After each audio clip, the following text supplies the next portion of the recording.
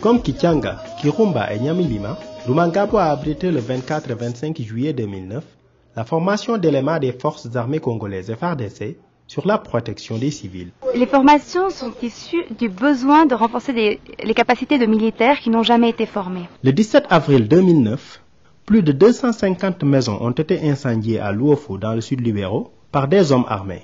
Bilan de l'attaque, 9 morts, presque tous des civils, qui ont aussi perdu de nombreux biens matériels. Après quelques minutes, j'ai vu les civiques à côté de ma maison.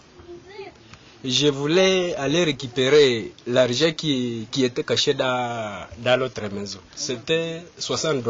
Quand j'ai vu cela, j'ai directement pris fuite.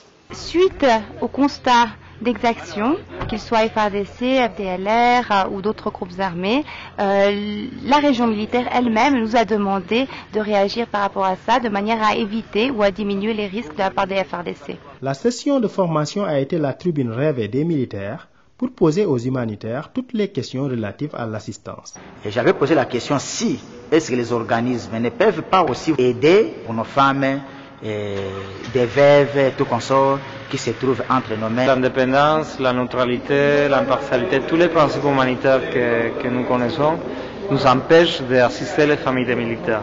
Pourquoi? Parce que ça peut nous mettre en risque en face d'autres forces ou d'autres groupes armés. Certaines aides aussi qu'on donne aux rebelles, par exemple les FDLR. Nous nous avions posé la question de connaître eux. Mais quand vous allez aider ces gens-là, vous les aidez parce que vous êtes des humanitaires.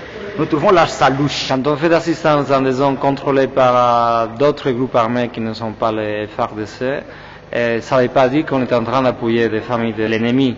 Et une famille qui habite dans la zone contrôlée par les FDLR ou d'autres groupes armés, ce n'est pas tout à fait des familles qui sont FDLR. Ce sont des familles de Congolais qui habitent là-bas et qui sont un peu victimes de tous ces conflits. Les violences sexuelles ont été présentées par le HCR et le tribunal militaire de Goma. Nous avons parlé avec les militaires de l'attentat à la pudeur.